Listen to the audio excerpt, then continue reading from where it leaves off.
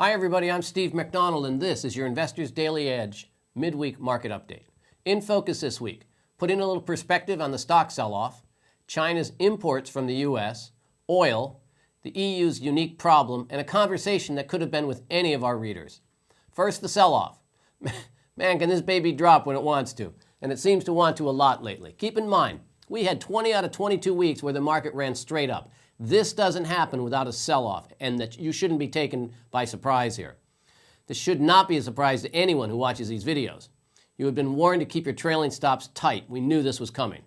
If you own the companies I have in my Sound Profits portfolio, you're sitting pretty well right now. Most have good dividends, and only two, GE and DuPont, hit their trailing stops, and both at a profit. The beauty of owning quality companies like these is that they may drop a little, but you don't sell them. Just collect the dividends and give them time to come back. They always do. We probably will see this market dump to around 9,500. There are lots of jitters out there, but it's going to be a great buying opportunity for us. Look for 9,500. Sound Profit readers can expect to receive a list of our open positions that you can add to at the lower prices that we have right now. This will be a one-quarter buy. Don't go hog wild and load up on these things. My crystal ball is out of commission, so I don't know exactly where this market will bottom. I'm guessing at 9,500. Next up, China's imports from the U.S. That's right, not their exports, but their imports from us were up 50% in the first quarter, and they're going up 2 times greater than any other country. Great news for a change for the U.S. Oil. I went back and looked at all the data I have on oil, talked to all the gurus I know, and I can't believe it's selling for less than $70. This is a buy here and sit on it. The concerns about the recovery worldwide are a little overdone. I know the EU has issues. But the big consumers, the emerging world, especially China and the U.S., are still on track. The market may sell off some more as the Chicken Littles run wild, but the wheels are turning in the rest of the world, and they run on oil. The EU's unique problem is next. Did you know the retirement age in Germany is 68 and the retirement age in Greece is 55? What's wrong with this picture? The EU really goofed big time when it allowed countries to enter their union who had unrealistic ideas about what creates wealth.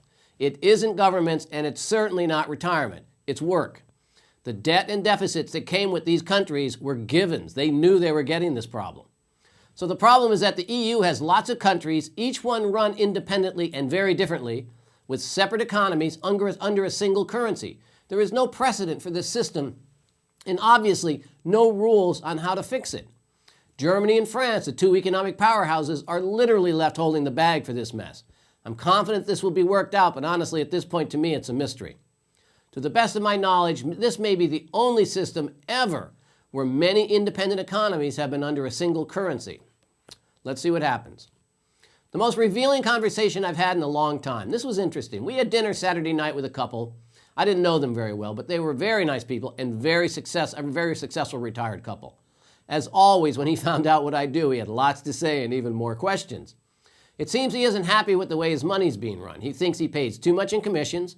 He is making most of his own decisions about what to buy, and he wanted to know what I thought and what I think he should do. Where have I heard this question before?